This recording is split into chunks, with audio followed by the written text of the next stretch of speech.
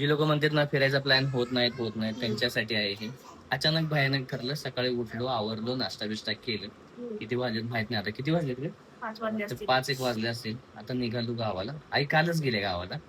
आता शिवाय देणार. काल मला कशाला पाठवलं सांग. तिने सरप्राईज द्यायला चाललोय आता आम्ही. 2 तासात आवरल्या. 2 तासात पण बायकोनं बरंचसं सामान घेतलं. गणपती बाप्पा मोरया असं म्हणत प्रवासाची सुरुवात केली. हाय हाय कर.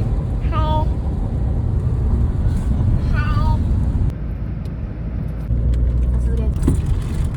वाव. संध्याकाळी लाइटिंग असेल ना. हाय कर ना.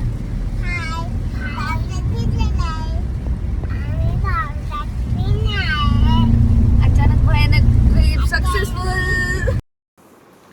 रात्री 12:30च्या सुमारास आमचा प्रवास संपला. आलो घरी फायनली. आता आईच्या चेहऱ्यावरती ना आनंद बघायचा होता आम्हाला. कारण आई ना सकाळीच पोचली होती. कसं एकदम लय वैतागलो होतो गाडी चालवून. पहिल्यांदाच एवढ्या लांब मी गाडी चालवून आलतो. मामाला फोन केला. मामा आणि आमचा समर्थ आला गेट उघडायला. जसं आम्ही आत एंट्री मारली तसं मी समर्थकडं गणाला दिला. गणा आमचा ओजस. त्याला सांगितलं की आजीजवळ याला सोड. त्याला आजीजवळ सोडल्यावरती बघा पुढं काय केलं त्यांनी. तो अंधार बघून दरवाज्यातनं बाहेर यायला लागला. आतमध्येच जाईना झाला. हे आमच्या मामाचं घर आहे. हे माझ्या मामाचं घर. वळसंग, मुक्काम पोस्ट वळसंग, तालुका जत, जिल्हा सांगली. हे बघा समर्थने इथे आतमध्ये सोडला गणाला. तर गणा काय झालं की घाबरून आहे ना बाहेर यायला लागला सारखं.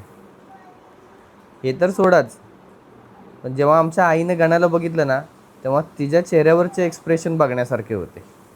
ते बघा आता आई जशी बाहेर येते ना तशी गणाला बघते आणि मग तिचा जो चेहरा खुललेला दिसतो ना तो एक नंबर वाटला मला.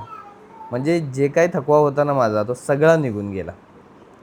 पुढे एक्सप्रेशन बघा एकदा आईचे.